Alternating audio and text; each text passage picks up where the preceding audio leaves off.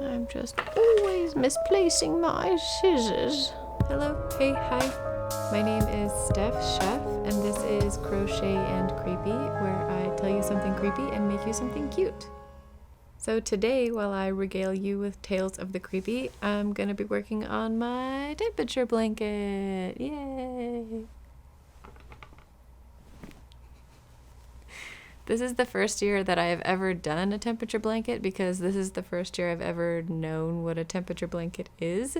And basically you just record the weather temperature every single day and then make a line in your blanket, or in my case, a hexagon, because they are the most perfect shape. Prove me wrong. Alright, so today I'm going to be telling you about the infamous D.B. Cooper. So for this story, we're going back in time to 1971 at the Portland International Airport. It was November 24th, and that year, that was the day before Thanksgiving. A man who called himself Dan Cooper walked up to the Northwest Orient Airlines counter and bought himself a one-way ticket to Seattle, Washington. The trip from Portland to Seattle was only a 30-minute flight, so pretty short. Surprisingly to me, that flight, Flight 305, was only a third full. Maybe back then it wasn't as common as it is now for the entire country to travel right around Thanksgiving, but who knows? So that day, Flight 305 was scheduled to leave at 2:50 p.m., and it did end up leaving on time. Shortly after takeoff, Cooper handed a note to one of the flight attendants, Florence Schaffner, but she thought that he was just hitting on her, so she put the note into her purse without even looking at it. I cannot blame her for doing that. That was not going to work for Cooper's plan, though, so he got her attention again and whispered to her, "Miss, you better look at that note. I have a bomb." The note instructed Florence to take a seat beside Cooper on the plane, so she did, and when she did, she asked him if she could see the bomb. So he opened up his briefcase and showed it to her, and then he told her his demands. Good kitty. Hi. We missed you last episode. By we, I mean me.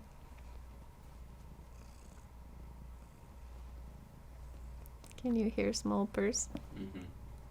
He wanted $200,000, 4 parachutes, and a fuel truck ready to refuel the plane as soon as it touched down in Seattle. Flight 305's crew relayed everything to the ground team in Seattle, and they got to scrambling to meet his demands before they landed. During that whole time, Cooper stayed cool, calm, and collected. He never once yelled at the flight attendants or got angry with them. He even ordered himself a couple of drinks that he paid for, and was just chill the whole time. The other passengers didn't even know that there was a hijacking going on. They were just told that their arrival in Seattle was going to be delayed due to a minor mechanical difficulty. So the plane circled around in the air over Seattle for another 2 hours. Can you imagine getting on what was supposed to be a 30-minute flight and then flying to your destination, being in the air over your destination, but not able to land? As they were circling, Cooper made a couple of comments to the flight attendants that suggested that he knew the area pretty well.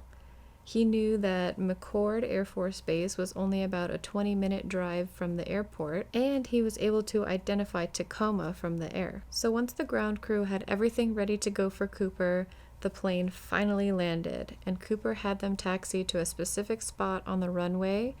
And once they were there, the airline manager went out and delivered the cash. Once Cooper had the cash, he allowed all the passengers to get off and some of the flight attendants as well. First one done! So cute! Most perfect shape. So while the plane was being refueled, Cooper told the remaining flight crew the rest of his plan. He wanted them to take him to Mexico, and he wanted them to fly the plane as slow as they could possibly fly it without having it stall, and he wanted them to fly at 10,000 feet.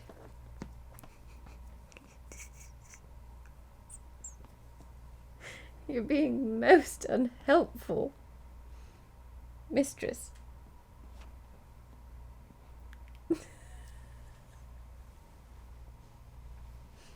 The crew told Cooper that under those parameters, the plane was going to need to stop to refuel at least once before reaching Mexico.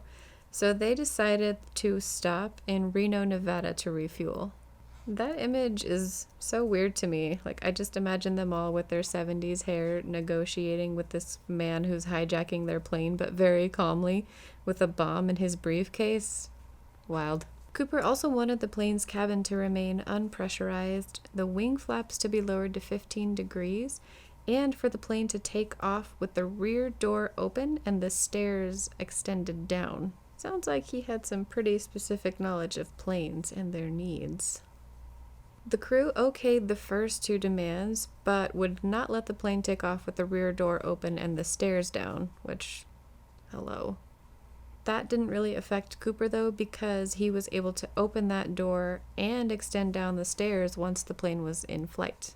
So after they got those logistics figured out and the plane refueled, they loaded up and took off once more at around 7:40 p.m., this time heading south. Once they were up and stable, Cooper told the remaining crew to go into the cockpit and shut the door behind them and not to come out anymore. At around 8 p.m., the crew noticed a warning light flashing, and that warning light meant that the rear door had been opened and the stairs extended down. You all knew that was coming. The crew asked via intercom if Cooper needed any help, but he refused them, and that was the last time that anyone ever heard from him. At approximately 8:13 p.m., the tail of the plane suddenly jerked upward, and that is the time that they think that he actually made the jump. So 2 hours later, at 10:15 p.m., the plane landed in Reno, Nevada.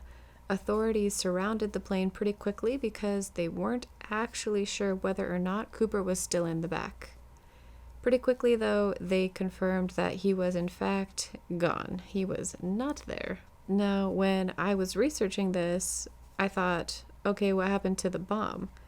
Cooper wouldn't have jumped with it, right? That doesn't make sense because he had himself and his parachute to worry about, and the money, of course. And when he jumped, at that time and place, it was raining. So I don't think he would have wanted to complicate things by jumping with a bomb. So then did he just throw it out of the plane? But that doesn't make sense because there was no explosion that night that was reported. I guess he could have disarmed it and then thrown it off, but why do that? Why? So was it just there, still sitting in the back of the plane when the authorities rolled up on it in Reno? I don't know. I wasn't able to find out on all my searching of the internet, and now it's going to haunt me. Was it a fake bomb? I guess if it was a fake bomb and it just kind of fell out of the back of the plane as they were flying from Seattle to Reno, then I guess that's just littering. If it was a fake bomb and the authorities found out that it was fake as soon as the plane landed and they went back there and checked, then I am very peeved that no one thought to put that information on the internet somewhere where I could easily find it, because now it haunts me. What happened to it? Where'd it go? Were there explosions? If you happen to know what happened to it, help me out. Leave me a comment. Stop the haunting. Anyway, after that event, the FBI launched a huge investigation and pretty quickly started interrogating possible suspects. One of the first people on that list of suspects was a man named D.B. Cooper from Oregon. He was cleared pretty quickly, but a reporting mix-up caused the name D.B. Cooper rather than Dan Cooper to be the name that we all remember this air pirate by. Number 2. Over the years, the FBI has investigated more than 1,000 suspects, and most of them, almost all of them, in fact, have been cleared. And in 2016, they officially closed their case. So according to the FBI, the true identity of D.B. Cooper remains a mystery. However, the internet, as usual, has some pretty good ideas as to who he may have been. So I'm going to tell you about the suspects that I find the most interesting. There are just way too many to tell you all of them. And to be honest, I spent a lot of my research time trying to figure out what happened to that dang bomb, because it haunts me. Where did it go? Litigation. This is coming for us. Alright, so the FBI had a profile of their suspect, because that's what they do, and they had a sketch of him made by an artist from witness recollections. So their profile stated that Cooper was around 5 foot 10 inches tall. He was around 180 pounds, somewhere in his 40s probably, and had piercing brown eyes. He seemed to be very familiar with the Seattle area and was probably a veteran, possibly Air Force, due to his knowledge of flying, parachuting, that kind of stuff. One of the theories I stumbled upon stated that D.B. Cooper could have been Canadian, and I thought that kind of tracks because he was such a nice hijacker. Canadians are so polite, so if one of them was actually going to hijack a plane, I imagine that it would have been a very polite hijacking with probably not an actual bomb where no one actually gets hurt. Okay. The suspects. First was a man named L.D. Cooper.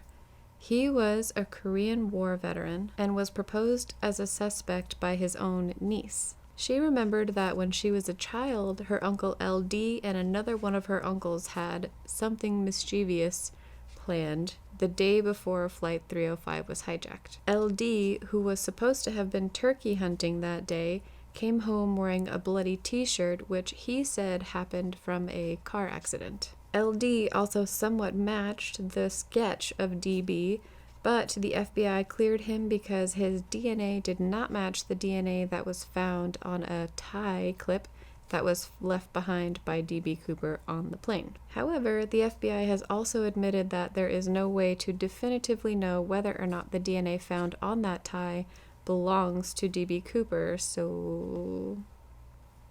Next we have Barbara Dayton. She was born Robert Dayton and served in the Merchant Marines. She was a recreational pilot, knowledge of planes and their needs. And after being discharged from the Merchant Marines, she wanted a career as a commercial airline pilot, but she could not do that. So to get back at the FAA, Barbara claimed to have dressed as a man, D.B. Cooper, and pulled off the daring hijacking stunt herself. She also claimed to know where the ransom money was. Once she learned that hijacking charges could still be brought, she recanted that whole story. The FBI has not really commented on her, which in my mind makes me think, do they take her not seriously at all or very seriously? Then we have the copycat, Richard McCoy Jr. He was an Army vet and a helicopter pilot. He staged the exact same kind of hijacking as the D.B. Cooper hijacking and survived the jump from his plane and was later arrested and convicted of his crime. It was thought that he could have been D.B. Cooper, but there was evidence that he was in Las Vegas at the time of the D.B. Cooper hijacking. Last, but definitely not least, is Robert Rackstraw. He was an Army vet who had been forced to leave the service. He was also a pilot, and he had parachute training. He also resembled the FBI's sketch pretty closely. The FBI had to eliminate him as a suspect because there was no direct evidence linking him to the crime. However, many internet sleuths think that Rackstraw is the guy. He didn't really have an alibi for that time, and he definitely had the motive and means and know-how to pull it off. Also, the internet sleuths were supposedly able to obtain a letter that had been sent to the press by, allegedly, D.B. Cooper. Number 3. On that letter was a random string of numbers that for many years nobody was able to make any sense of, until one of them discovered that those numbers matched the numbers of Rackstraw's military units. Coincidence? It seems rather fishy, suspicious to me. So those were the suspects that I found the most interesting. Do you think you know who D.B. Cooper was, or was it one of the people that I did not mention because there are a lot of them? You can blame the bomb. And of course, it is definitely possible that D.B. Cooper or Dan Cooper or whoever he was did not actually survive the jump that night, but who knows? So these are the little hexagons that I made with you tonight, these 3 little guys on the end. This whole thing is going to get sewn to the blanket when the stripe is done, which will be a while because I am very far behind. These are from April. Thanks for hanging out with me tonight. I had a great time telling you that story and worrying too much about what happened to the bomb. As always, I will link my Etsy shop down below, and on your way out, if you could give me a like and a subscribe, that would be awesome. I will see you next time. Bye!